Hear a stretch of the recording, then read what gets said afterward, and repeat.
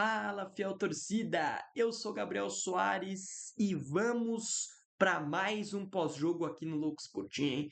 Depois de um longo e tenebroso inverno, eu não sei nem quanto tempo, né, que eu não faço essa introdução, que eu não apareço aqui para vocês, né? Tanto eu quanto o Cauã, sendo bem sincero, eu nem lembro a última vez que a gente postou um vídeo aqui. Peço perdão e, inclusive, vou aqui nesse início de vídeo falar um pouco sobre esse período sem vídeos e explicar, né, o porquê que o Loucos por Ti ficou praticamente desativado ao longo desses últimos meses. Vamos lá, antes do pós-jogo, né? Sinceramente, cara, sendo bem sincero aqui com vocês e se abrindo mesmo, não foi porque a gente não quis, não foi porque a gente desistiu do canal, não, nada disso. A gente não apareceu aqui mesmo por conta de agenda. Para quem tá mais acostumado, né, mais ambientado aqui com o canal, a gente sempre fazia live pós-jogo, né? Ou seja, acabava o jogo, eu e o Cauã aparecia aqui em live para vocês, fazia o conteúdo ao vivo, eram lives de mais de uma hora, né? Eram conteúdos mais longos e tudo mais, que demandava muito tempo da gente, né? Além do horário, né? Muitas vezes o jogo acabava 11 e pouco, e a gente terminava a live quase 2 horas da manhã. E aí, em meio a tudo isso, né, o Cauã encontrou um trabalho, ou seja, o horário dele reduziu ainda mais, né? A agenda dele reduziu ainda mais. Eu também faço conteúdo para as redes sociais na minha própria página, então aí juntou muita coisa e as nossas agendas é, tiveram assim percalços gigantescos. A faculdade exigiu absurdamente da gente no último semestre, né? A gente teve trabalhos assim gigantescos para entregar.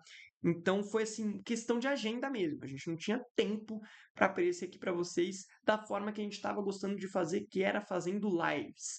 Inclusive, acho que os últimos conteúdos, inclusive postados, foram vídeos, né? Porque a gente já estava fazendo o que podia para aparecer por aqui. No final das contas, a gente parou mesmo, porque a gente viu que ia acabar sendo conteúdos um pouco mais fracos, e isso não era interessante. Agora, em 2026, a gente está voltando aqui, o primeiro vídeo no YouTube sou eu que estou gravando, e, inclusive, a gente também deve começar a postar em outras redes sociais, tá? Deve começar a postar no Instagram, no TikTok. A gente ainda vai fazer nossa reunião para organizar tudo certinho, e eu até posso fazer um vídeo explicando como que vai funcionar aqui o canal certinho para vocês, tá? Mas eu prometo que esse 2026 será muito mais movimentado por aqui, não só por aqui, como eu disse, também nas nossas outras redes sociais, que ainda vamos criar, que ainda vamos dar esse próximo passo. Mas eu acho que era interessante, antes desse pós-jogo, eu vir aqui dar uma satisfação mesmo para vocês de como foi esse período. A gente ficou fora. Foi um período muito bom para o Corinthians, né? Apesar do Brasileirão péssimo, a gente fez, foi um dos campeões da Copa do Brasil e tudo mais. Mas foi um período muito complicado da gente em questão de faculdade, trabalho e muita coisa para fazer. E que o Loucos por Ti acabou ficando em segundo plano. E como a gente não queria um conteúdo de baixo nível aqui, a gente preferiu dar uma parada mesmo, estacionar e voltar num período onde a gente tivesse com a cabeça mais no Loucos por Ti, com a intenção de fazer mais dar certo ainda do que a gente já tinha antes. E é claro, como a gente sempre deixou claro em live, tá? A gente ama falar de futebol, falar de Corinthians, então a gente assim, triplica o amor, né? Os Corinthians está nas nossas vidas desde criancinha, a gente nasceu com o sangue corintiano, então a gente ama falar disso aqui, a gente vive o Corinthians, a gente acompanha assim astronomicamente, não é porque a gente parou de fazer vídeo que a gente parou de acompanhar, não, nada disso. Eu, Cauã, se você pegar nossa conversa de WhatsApp, é tipo sempre Corinthians ou Cartola. É basicamente futebol 24/7 e assim a gente vai indo. Então a gente não parou de acompanhar, a gente só não voltou aqui mesmo por conta de agenda, conflito de agenda, mas a gente já vai achar um formato melhor agora em 2026. Já achamos, né? A questão de lives vai diminuir por aqui, a tendência é que a gente apareça mais em vídeos, né? Aqui no YouTube, vídeos mais longos, pós-jogos mais completos, né? Mais compridos, e nas redes vizinhas, TikTok e Instagram, vídeos mais curtos, só para falar um pouco do jogo, além do mais de que terá posts sobre informações que saírem do Corinthians e tudo mais, tá certo? Então a gente vai fazer o Loucos por Ti andar para frente nesse 2026 e sair dessa estagnação que ficou do meio ao final de 2025 completamente largado, beleza? Prometo para vocês. E se vocês daqui a um tempo voltarem e não verem vídeos por aqui, podem me cobrar nos comentários, tá certo? Mas vamos lá, vamos para o papo principal desse vídeo, que é Supercopa Rei 2026, Corinthians campeão da Copa do Brasil 25, Flamengo campeão brasileiro de 25. Logo, a final da Supercopa do Brasil, né? Que foi lá no Mané Garrincha com uma torcida absurda do Corinthians, né? Mais de 130 ônibus foram para Brasília, uma festa assim, cara, ensurdecedora. Se você assistiu a transmissão, cara, eu assisti pelo Sport TV, sendo bem sincero, só deu pra ouvir a torcida do Corinthians, só deu pra ouvir a torcida do Corinthians. Uma festa assombrosa do torcedor do Corinthians, mais uma vez, né, invadindo um estádio fora da região de São Paulo, né, e fazendo uma festa astronômica que melhorou ainda mais quando o Corinthians se sagrou campeão, vencendo por 2-0.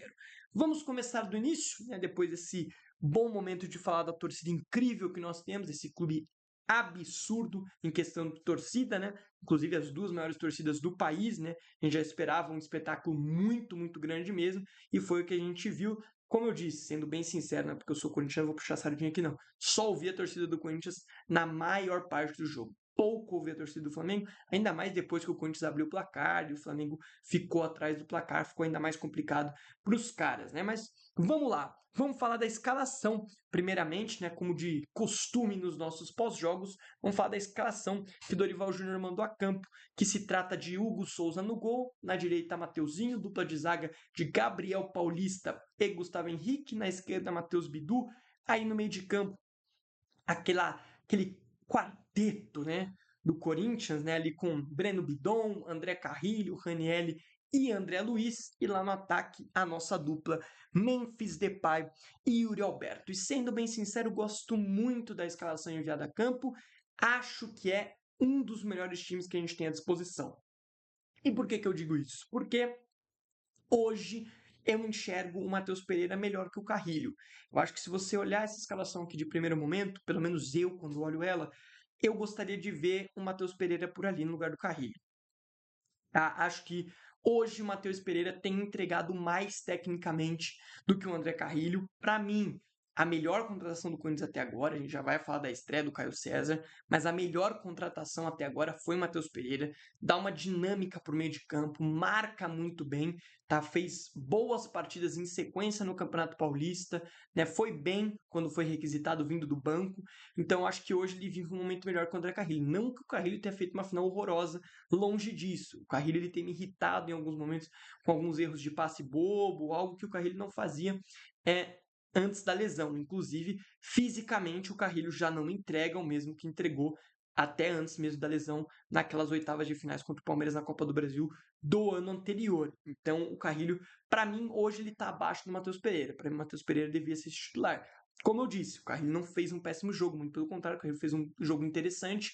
Tá, para mim, dentre os jogadores, ele e o Memphis foram os que mais ficaram devendo, né? Dos que jogaram hoje, mas não fez uma partida ruim, longe disso, fez uma partida interessante, como eu já disse anteriormente, tá? Outra mudança que eu fiquei surpreendido, essa não faria, né? Mas eu fiquei surpreendido, que foi o Gabriel Paulista pelo André Ramalho. Sinceramente, eu esperava que o André Ramalho fosse seu zagueiro titular. O Gabriel Paulista foi uma escolha do Dorival que se tornou uma baita de uma escolha, né? A final que faz o Gabriel Paulista é coisa de maluco. Além do gol, ele foi assim um absurdo na zaga.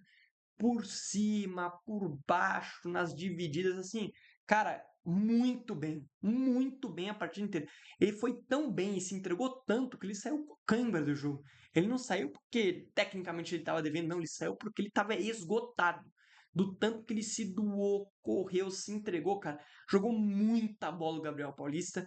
Com certeza um dos melhores em campo, né, cara? E eu acho que o dia de hoje é muito emblemático para ele, né?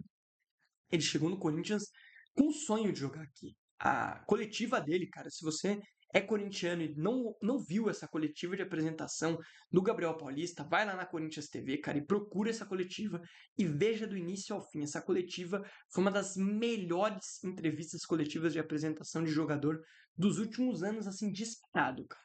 A coletiva dele foi surreal, emocionante. Cara, você via nas palavras dele o quanto que ele estava feliz, que ele estava vindo para o Corinthians porque ele estava realizando um sonho, quanto esse cara queria jogar no Corinthians. Sim, foi absurda a coletiva de apresentação dele e hoje ele fez um jogo absoluto. Eu vi muito torcedor do Corinthians criticando em dado momento o Gabriel Paulista, falando que nos jogos que ele jogou, o Corinthians acho que tinha tomado 5 gols, alguma coisa dessa, né? Ele tinha jogado 3 jogos, né? Veloclube, Red Bull e Bahia. Nesses jogos, né, a gente tomou 2 do Bahia e 3 do Red Bull. Ou seja, tinha tomado 5 gols e o sistema defensivo parecia frágil. E eu falei, cara, tenham calma, ele é um zagueiro muito experiente, tá de 35 anos, então tá se adaptando, né, ao futebol brasileiro, a esse retorno para o seu país e tudo mais. E primeiramente, né, o jogo contra o Red Bull para mim não conta. Ele jogou com Hugo Botinha de lateral esquerdo e Kaká improvisado na direita. Me desculpe, tá? Mas para mim aquele jogo é muita culpa do Dorival que aconteceu com o Corinthians no sistema defensivo do que culpa do Choca ou do Gabriel Paulista que estiveram também jogando naquela partida. Inclusive ele tinha acabado de chegar e já foi estrear. Então é assim, cara. Eu falei calma, tenham calma. Tá? Tenham calma com o Gabriel Paulista, porque ele vai mostrar qualidade. E a final que ele faz hoje, como eu disse, é um absurdo, é um colosso de final. Surreal a final que fez o Gabriel Paulista em todos os âmbitos, por cima, por baixo, força física, cara, saiu esgotado de campo porque se entregou assim, do minuto 1 até o momento que ele saiu de campo. Loucura o que fez o Gabriel Paulista, saiu muito aplaudido e merecidamente um dos melhores jogadores em campo hoje. Vou falar mais ainda nas notas, mas eu tinha que falar aqui dessa partidaça e da escolha do Dorival, né? Ninguém, na verdade ninguém não, poucos, né? Imaginava que o Gabriel Paulista seja titular. A gente imaginava a zaga campeã da Copa do Brasil do ano passado, Terra Ramalho e Gustavo Henrique. Porém, a escolha foi muito acertada porque a final dele foi surreal, né? Acabou que deu muito certo essa troca. E outra troca eu faria? Não, nenhuma troca. Eu acho que de resto é, sim, corretíssima a escalação. O quesito Garro e Breno Bidon é um quesito que eu acho que a gente já vai se acostumando, né? O Garro hoje não entrega fisicamente o que o Bidon entrega. É óbvio que em qualidade, assim, os dois têm muita qualidade. Eu gosto muito do futebol do Garro. Para mim, o Garro ainda é uma das referências técnicas do Corinthians.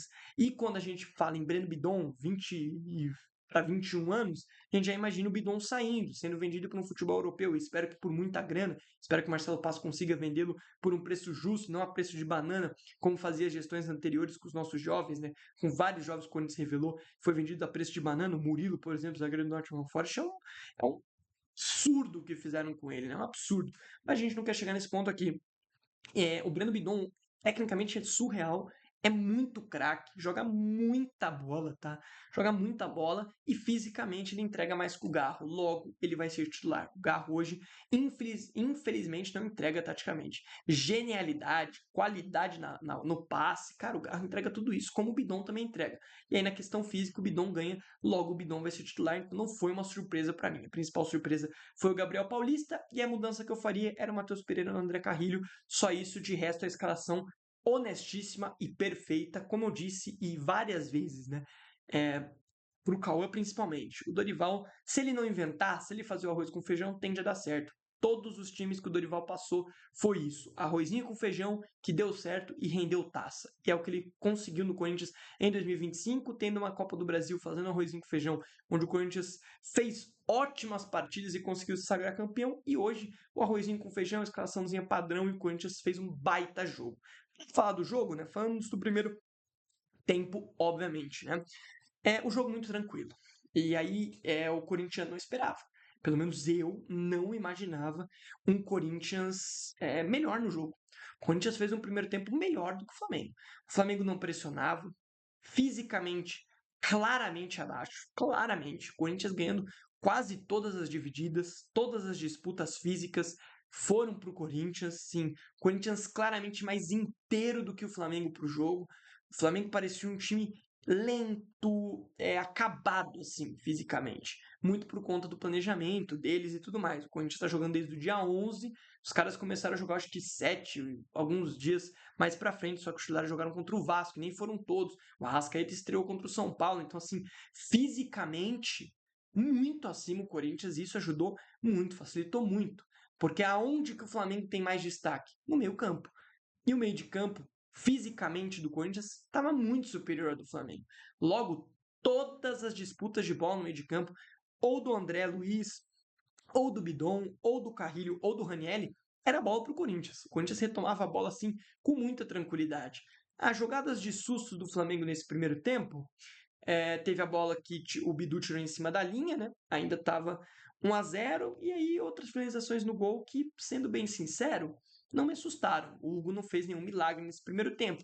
Do lado do Flamengo, o Corinthians atacou bem, criou chances, um pouco devagar, é claro, mas se aproveitou de alguns espaços que o Flamengo deu, principalmente porque o Corinthians estava marcando pressão. E aí o Flamengo errava um passinho aqui, errava um passinho ali, e o Corinthians ia ganhando espaço no campo. E nessa ganhada de espaço, né, o Corinthians encontra ali um escanteio, e nesse escanteio tem uma linda jogada ensaiada, que eu tenho que ser justo com vocês, critiquei o escanteio curto, falei, pô, como é que com o GH dentro da área a gente vai ter um escanteio curto? Só que deu muito certo, né? Teve um escanteio curto, a bola girou pro Mateuzinho lá na direita, o escanteio foi lá na esquerda, girou pro Mateuzinho na direita, ele levantou no segundo pau, Gustavo Henrique no meio da área, e Gabriel Paulista fazendo seu primeiro gol com a camisa do Timão. Um lindo gol, inclusive, uma jogadaça, como eu disse, ensaiada. E o Gabriel Paulista, como um centroavante dentro da área, finalizou muito bem. Acho que ela pega no pulgar, que se não me engano estava em cima da linha. E o Corinthians abre 1-0, já sendo o melhor em campo. Como eu disse, o Flamengo muito abaixo. Muito abaixo. Lerdo na criação de jogada, o Arrascaeta pouco participativo, e as principais chances do Flamengo foram todas de bola parada, não digo só no primeiro tempo, digo também no segundo, todos os lances de bola parada. Com a bola no pé, o Flamengo não assustou o Corinthians. Em nenhum momento o Flamengo assustou o Corinthians, falando, nossa, o Neneca fez um milagre, nossa. Não, em nenhum momento o Flamengo assustou. Essa é a realidade. O Flamengo muito abaixo no jogo de hoje, mas a gente não quer nem saber, né? Importante que o Corinthians estava muito, muito bem na partida e a gente se sagrou campeão. Então, cara, do primeiro tempo é isso. Um jogo sossegado, tranquilo, sem muito susto. Assim, muito, muito tranquilo mesmo, algo que eu não esperava. Fim do primeiro tempo foi marcado pelo lance do Carrascal. O Rafael Klein, né, o famoso árbitro Max Steel, apita o fim do jogo e o bidon cai. As imagens não conseguem mostrar, a gente não consegue identificar muito o que aconteceu, a transmissão fala de um enrosco com o Carrascal e tal.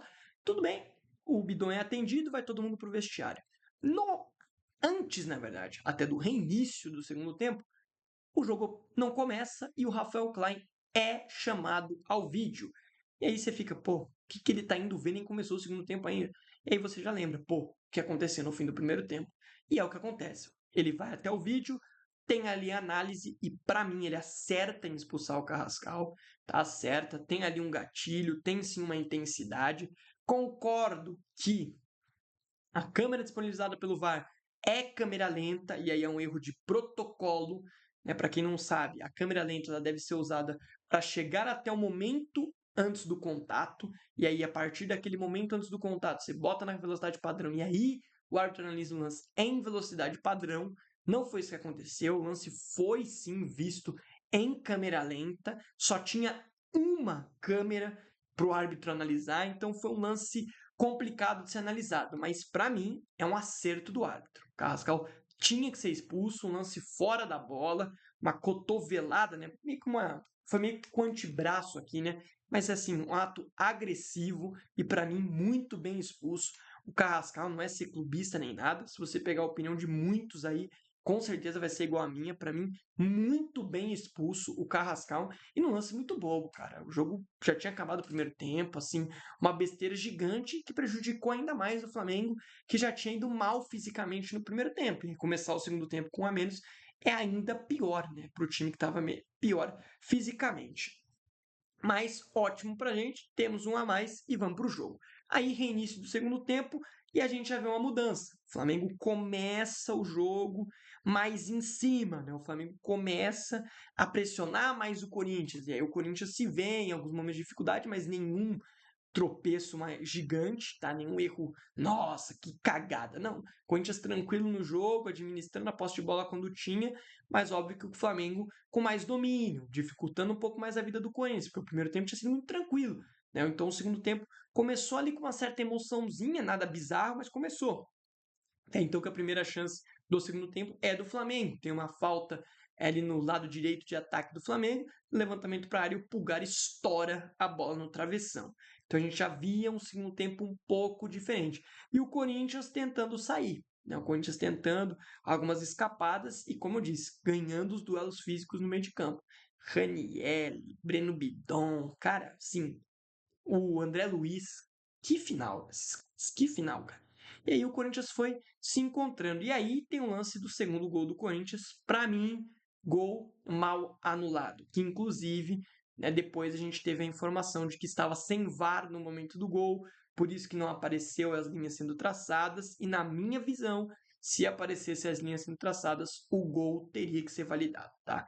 Se você pegar a câmera da transmissão e pausar na hora que o lançamento do Bidu é efetuado para o Yuri Alberto, o Yuri tá assim por muito pouco atrás. Seria um lance ajustadíssimo, mas que eu enxergo ali um tronco um pouco mais adiantado do zagueiro do Flamengo, então daria condição para o Yuri Alberto. O Yuri Alberto chuta para o gol, Rossi faz uma defesa, a bola sobra para o Memphis, o Rossi faz outra defesa e no terceiro chute o Memphis faz o 2-0, que foi invalidado, né? Todos nós corintianos ficamos loucos com a invalidação do gol, muito porque não mostrou a traçagem das linhas e tudo mais. Eu nem na hora pensei que poderia ser um problema com o VAR.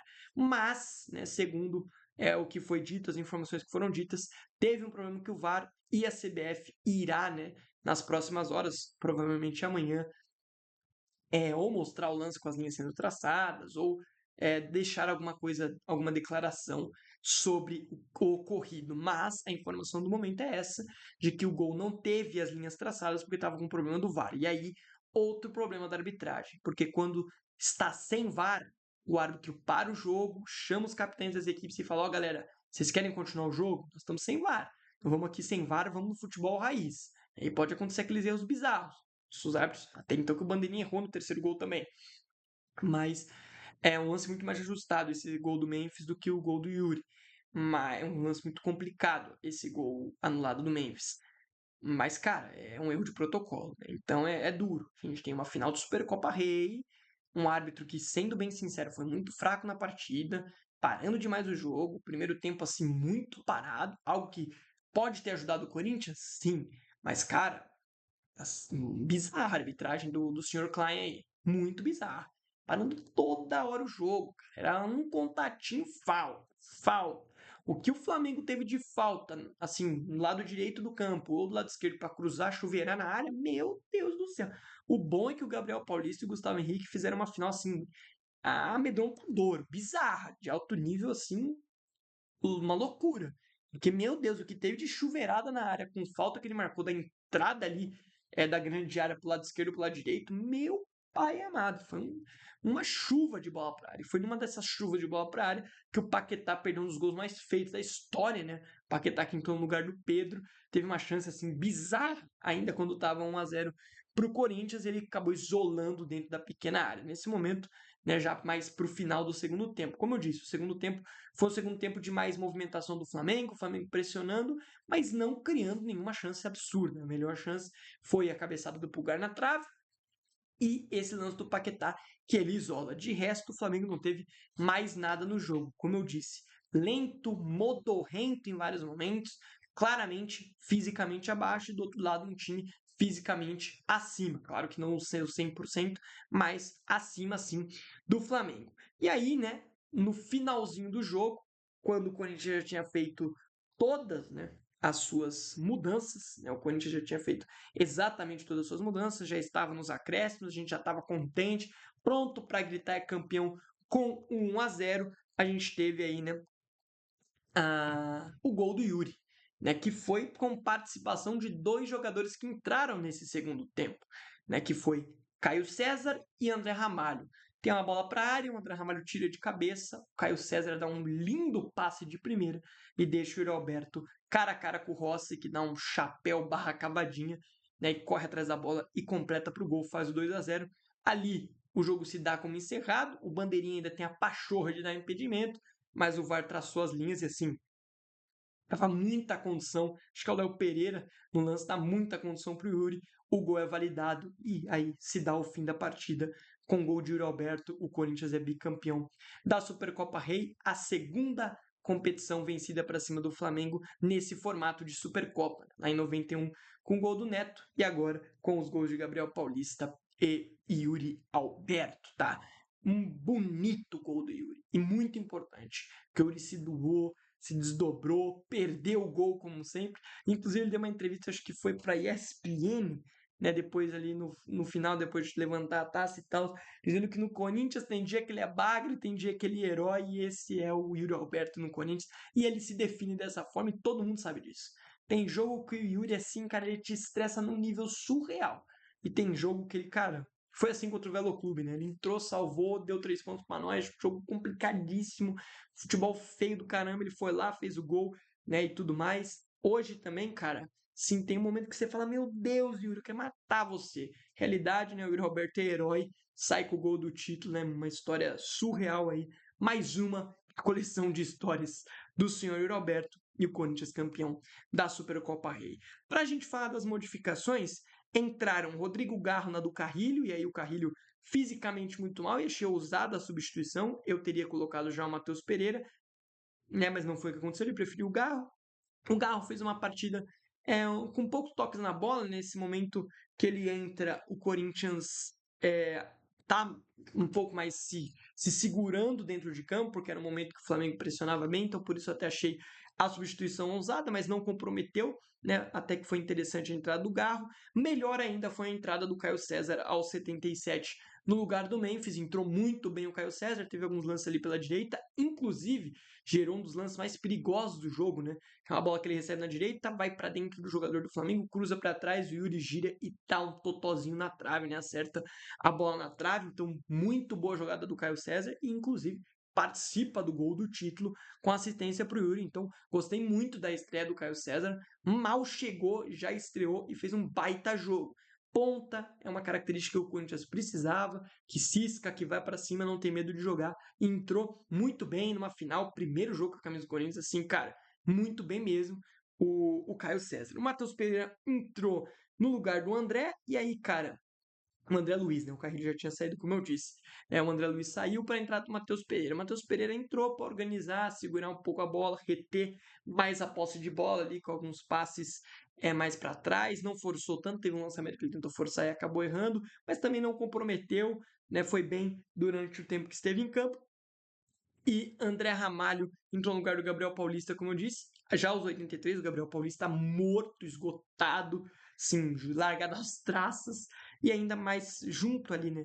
Com a saída do André Ramalho, saiu o Breno Bidon, também já muito esgotado, para entrar o Charles. E aí já foi aquela fase do jogo que a gente já imaginava o Corinthians mais retraído. E nessa de ficar retraído, como eu disse anteriormente, a gente fez o gol, achou o segundo gol, o gol do 2-0 e o gol dos títulos já nos minutos finais da partida. Então, assim, cara, um jogo muito bom do Corinthians, uma entrega física surreal de todos os jogadores, né? Muito bom jogo do Corinthians. O Corinthians tinha feito um baita jogo contra o Bahia e saído com um resultado horrível da Vila Belmiro, mas né, fez um grande jogo hoje e conseguiu se sagrar campeão. Um título que vai ter muito rival falando, pô, a premiação vai toda pro Memphis, pô, é um jogo só, mas não deixe os rivais desmerecerem. É título, é taça, é o primeiro time brasileiro campeão do ano. Então, sim, torcedor corintiano, não fique acanhado de comemorar, tem que comemorar mesmo. Taça é taça, título é título, não importa se a premiação vai para o Memphis, aí é outros 500. O importante é comemorar título, o importante é que 2026 a gente não vai passar em branco, né? Como não passamos em 2025. Muito bom mesmo a gente ser campeão, inclusive sendo em cima do Flamengo, para mostrar que sim, a gente tem time, a gente pode competir. Óbvio que o Flamengo estava mal tecnicamente, fisicamente, pior ainda, né? Muito debilitado, mas isso não arranca em nada, não diminui em nada os méritos que o Corinthians teve para se sagrar campeão. Foi o melhor time e merecidamente é o campeão da Supercopa Rei de 2026, tá certo? Não é problema nosso se o planejamento do Flamengo fez com que os jogadores chegassem mal fisicamente. A tendência no ano é que a gente não vence o Flamengo no Brasileiro. A tendência é essa. A gente tem que ser realista aqui com o torcedor. A tendência é que a gente não vença eles. Mas no jogo que valia a taça, a gente ganhou. E é isso que importa, meu amigo. É isso que interessa. O Corinthians volta a vencer o Flamengo. A última vitória tinha sido ainda com o Flamengo contra o que tinha o Tite, né? Que foi o Flamengo de 24. Foi, né? O Flamengo de 24. 25 já era o Felipe Luiz. De 24 lá na Arena. Gol de Thales Magno e Romero. Gol de Thales Magno e Romero. Né? Aquela vitória por 2-1 lá na Neoquímica Arena. E agora a gente volta a vencer o Flamengo novamente em um jogo que valia a taça. É muito, muito bom mesmo. Passando pelas estatísticas da partida, a gente teve 58% de posse de bola para o Flamengo, 42% para o Timão, 14 finalizações do Flamengo, 9 do Corinthians. Você vai falar, nossa, Gabriel, mas o Flamengo não assustou? Não, não assustou mesmo. Até porque foram 3 do Flamengo no alvo, 4 do Corinthians na direção do alvo. Chances claras, uma do Flamengo, provavelmente é aqui a do Paquetá, e 4 do Corinthians, é o que eu disse. O Corinthians finalizou menos nos números. Mas, cara, em criação, em chegada mesmo, as melhores chances da partida foram do Corinthians, tá? Foram do Corinthians. Bola na trave, uma para cada lado. Simples, uma para cada lado. A do Pulgar e a do Yuri para o nosso lado. Exatamente isso que eu disse. E defesa dos goleiros, 2 para cada lado. Então foi assim, um jogo muito magro para o Flamengo e um jogaço, uma entrega surreal do Corinthians para ser campeão da Supercopa Rei de 2026. Vamos então para as notas. Para mim também não tomar todo o tempo de vocês aqui, já estamos com meia hora de vídeo. Vamos embora então para as notas. Para você que não está acostumado a acompanhar o Loucos por Ti, a gente tem aqui um formato de nota um pouco diferente. A gente não tem de nota de 1 ou de 0 a 10, né? A gente dá a nota como o melhor da partida, autoexplicativo, melhor jogador da partida, o jogador que foi bem no jogo, o jogador que foi bem, o jogador que foi regular, o jogador que foi ruim, o jogador que foi péssimo e o péssimo dos péssimos, que normalmente é conhecido aqui no canal como o Prêmio Charles, né? O jogador que foi o pior em campo dos atletas do Corinthians, óbvio, só dos atletas do Corinthians, tá bom? Então vamos lá. Começando, né, pelo gol com o Hugo Souza. E, cara, é até difícil de dar nota pro Hugo. O Hugo não fez nenhum milagre, foi pouco exigido na partida, algo que, sinceramente, eu não imaginava. O sistema defensivo do Corinthians não necessitou de milagres do Hugo. Então o Hugo vai ficar com uma nota regular, né? Não trabalhou, quando foi exigido fez defesas tranquilas, sem sustos, então vou dar aqui uma nota regular para o Hugo Souza. Mateuzinho, meu Deus, muito bem no jogo, tá? Muito bem. Não dou o melhor da partida, mas um dos melhores da partida, tá? Muito bem, Mateuzinho. Solidez defensiva absurda, tá? Assim, correu, se entregou como sempre, vibrava na cara dos jogadores do Flamengo. Cara, muito boa a final que fez o Mateuzinho. Surreal o jogo que fez o Mateuzinho. Gustavo Henrique, cara, muito boa partida do Gustavo Henrique. Sim, cara, um jogaço do GH. Um jogaço. Assistência no primeiro gol. Cara, muito bem. Muito bem. Diferente do jogo que ele fez contra o Bahia, né? O erro grotesco que ele cometeu contra o Bahia hoje. Cara, muito, muito bem posicionado. Como eu disse, igual o Gabriel Paulista, por cima, por baixo, ganhando duelos decisivos, né? Onde ele se antecipava do Pedro, se antecipava do atacante do Flamengo. Então, assim, um jogaço do GH. Gabriel Paulista, como eu disse durante aqui o vídeo, para mim, melhor da partida, tá? Melhor da partida, Gabriel Paulista. Jogou muita bola. Jogou muita bola. Uma partidaça do Gabriel Paulista. Não só pelo gol. Como eu disse durante todo o vídeo aqui, rasguei elogios a ele. Fez aí a melhor partida dele até aqui. Eu sei que é um tempo curto, mas assim, se manter esse alto nível, me desculpe, André Ramalho, mas você vai ficar no banco, meu querido. Porque o Gabriel Paulista jogou o fino da bola, saída de bola segura, na hora da marcação, muito seguro, uma partidaça do Gabriel Paulista. Se doou, se entregou e saiu com cãibra, e é por isso que eu dou o melhor da partida para o Gabriel Paulista. Um jogadoraço, o Gabriel Paulista, no auge dos 35 anos, tá? Um cara de 35 anos se entregar igual entregou o Gabriel Paulista hoje é coisa de louco. É loucura o que jogou o Gabriel Paulista. Na lateral esquerda, cara, muito interessante o jogo do Bidu. Muito interessante o jogo do Bidu. Bom jogo de Matheus Bidu. Mais um, hein? Matheus Bidu vai mantendo uma regularidade de bons jogos. Inclusive, quando o Corinthians não tem o Bidu, o Corinthians perde muito ofensivamente. Perde demais ofensivamente. Então foi muito bom o jogo do Bidu. Muito defensivamente e ofensivamente. Entregou demais. Mais uma boa partida para Matheus Bidu. No meio de campo, cara, que é difícil de dar nota ruim, né? Começar com o Ranieri. Que jogo que fez o Ranieri? Que jogo que fez o Ranieri, mano? Absurda entrega física, disposição, muitas vezes caindo como aquele terceiro zagueiro, algo mais comum do Dorival desde o meio do ano passado para cá, né? Tem essa característica do Ranieri cair por meio da zaga, sim, tranquilo na saída de bola. Não fez nenhuma pataquada, né? O Ranieri, que é padrão às vezes fazer essas pataquadas, não fez nenhuma delas. Então, assim, um jogaço. Boa partida também eu dou pro Ranieri. Mesma coisa pro André Luiz. Que jogador, mano. Que jogador. É mais um que surge do terrão com, assim, um potencial a atingir surreal, mano. Surreal. Ele é um volante fisicamente muito forte. Ele toma cada porrada, ele não cai de jeito nenhum. Cara, ele não erra um bote. Ele é muito bom jogador. Dá dinâmica pro meio campo do Corinthians, cara. Um jogadoraço com apenas 19 anos. Assim, um baita de um jogador. Um baita de um jogador. Tá? Extremamente muito bem no jogo, o senhor André Luiz. Breno Bidon, muito bem, mano.